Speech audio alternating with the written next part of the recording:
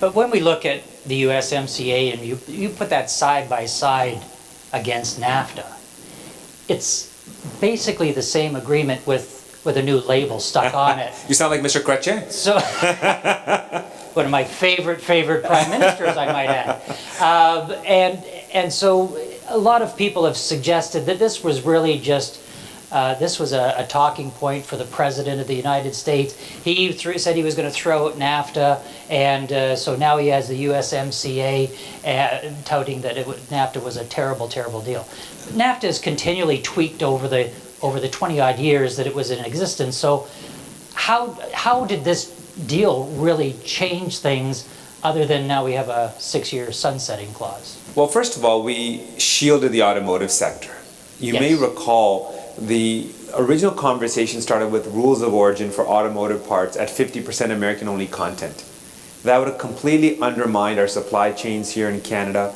That was undermined our OEMs, our major auto manufacturers. And the reason why that's important is because the automotive sector represents 500,000 jobs, both direct and indirect jobs, right? And I've seen firsthand our integrated supply chain in Windsor when I studied there on the Ambassador Bridge. 10,000 trucks each and every single day would cross the border.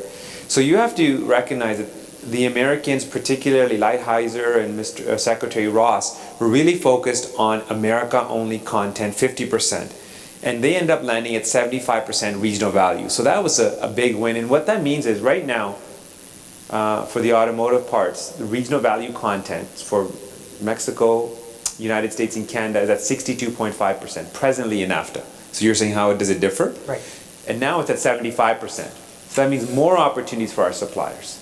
And we were also able to get a shield and protection. So in case we're in a scenario where this president or any future president wants to impose tariffs on the automotive sector using Section 232, we actually have protected the automotive sector in terms of the number of vehicles we can export, up to 2.6 million vehicles, and presently we're at 1.9, so a significant opportunity for growth there. And for parts as well, we're at 23 billion and it goes to 32 billion. So I think that's one example of where we were able to get better terms for a key sector. And also if you look at vis-a-vis Mexico, one of the changes were the labor value component of it. So now Mexicans have to pay $16 minimum to their employees for vehicles that they produce. So that takes away some of the wage advantage that Mexico had versus the United States and Canada. So that bodes well for automotive sector as well. So those are some examples of how the current USMCA is better than the previous NAFTA.